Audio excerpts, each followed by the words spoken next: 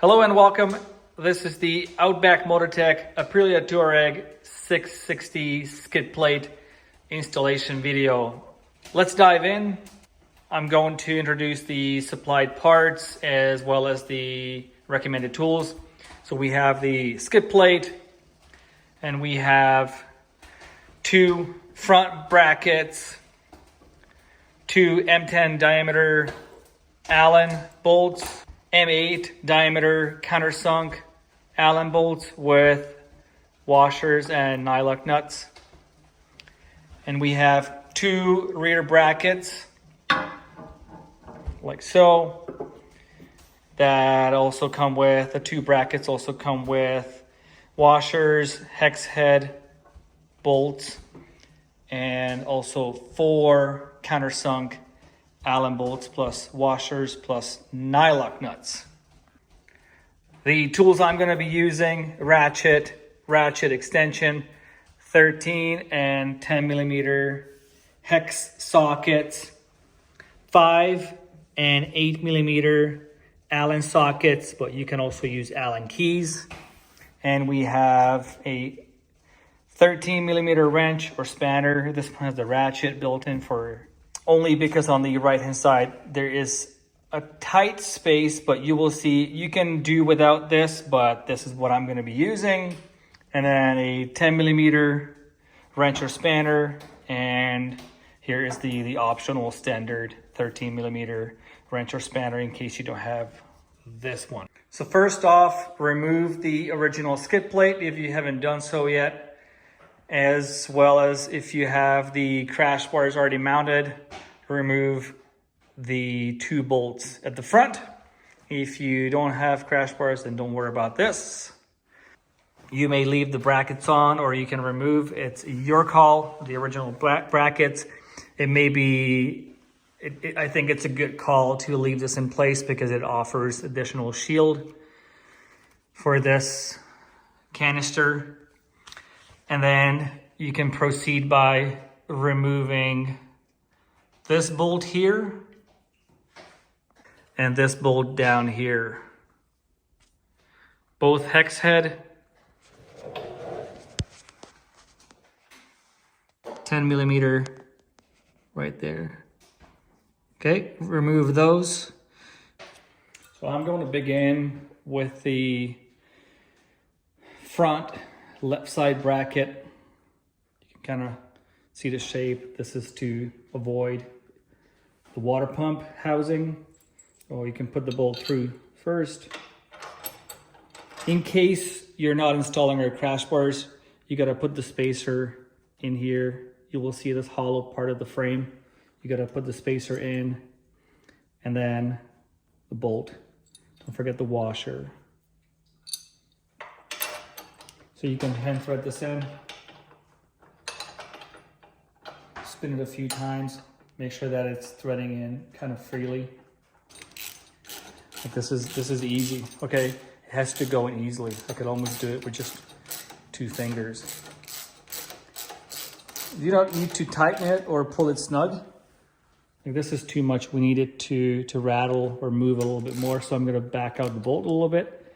Now it's nice, like so. That's all we need.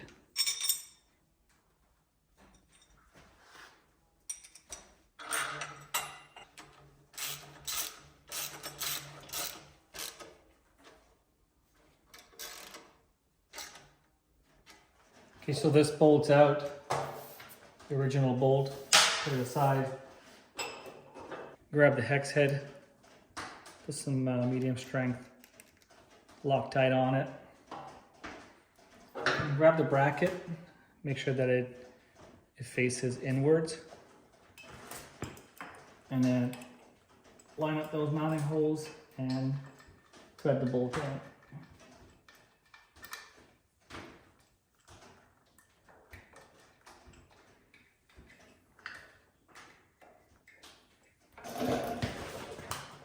.13 mil hex.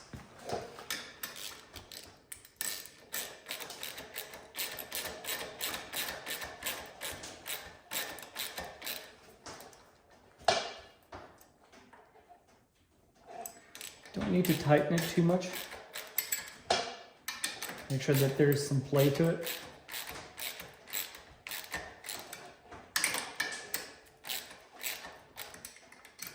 A bit more.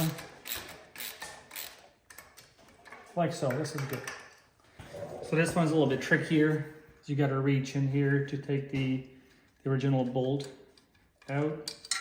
And again, it's a 10 mil. Okay. And in case there's the OEM, the original factory thread locker debris left in there, just blow it out, clean it out, and proceed with this. So I'm gonna go ahead and put the bolt in with the bracket first and not separately because it's just a lack of room here. You go in, be patient. There isn't too much room here, and just go at it turn by turn. And just like on the other side, pull the bolt snug, but make sure there's enough play to the bracket. So now I'm gonna use this ratchet style wrench because this is very helpful to have here. It's just faster, but you don't have to have it. You can just use the standard one. It's just gonna take you a little bit longer. And so when the brackets are in place, now we can get ready to mount the skid plate. Of course, line up the corresponding mounting holes, put the bolts in, backside washer, and then spin on the nylock nuts. So same back here. You push the bolt through from the bottom, the bolts, all four, one by one, of course. So push it through, washer, and then nylock nut, spin it on, and leave it loose. Okay, so we do make sure that these brackets are loose as well. You don't have to have it, but it's helpful to have a scissor lift or any sort of lift that can keep the skid plate in place while you're mounting it, so you can have two free hands. That's what I'm going to be using.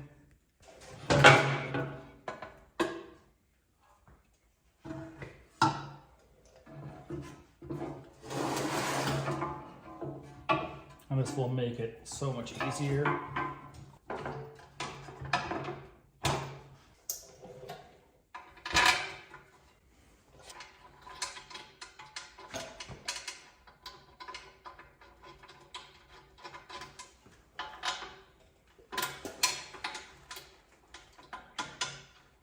So now both front brackets are in place and the bolts as well. So it's loosely fitted. Putting in the bolts on the back side on these brackets back here. Okay, so same process. The countersunk bolts, washer, and the nylock nuts, all four of them. So we'll go one by one, bolt through, washer on top, and then spin on the nylock nut. And same as before, just a few turns and leave it loose. It's a good time now to walk around and make sure that everything clears. And as you're pulling the bolts snug, pay attention to the clearance. You know, back here, you want to make sure that there's no contact. This is from the previous skid plate. Now we have space, but as I'm pulling it snug, I'm gonna pay attention to this part here, for example, and some other places as well, up here. Okay, so that's why I recommend that you pull the bolt gradually and not fully cranked all the way, just gradually, and then go around and repeat again. Okay, so when everything is in place and then you pull the bolts snug, there's clearance everywhere, and you can go ahead and torque. And these are M8 bolts, M8 down here too. These are 23 Newton meter.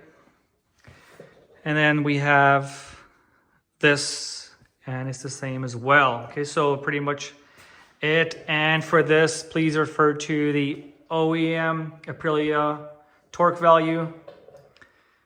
And that's that. So this is how we're looking. We recommend that you double check all the bolts and nuts once again after a test ride, 100 kilometers, 250 kilometers, 80 miles, 220 miles. And just, double check. And it's also important that you check bolts and nuts in your bike anyways, especially if you ride off-road quite a bit. You don't want any bolts and nuts to get loose on you. And should you have any questions, you can email us, info@outbackmotortech.com, or call toll-free 877-931-3636. Thank you for watching.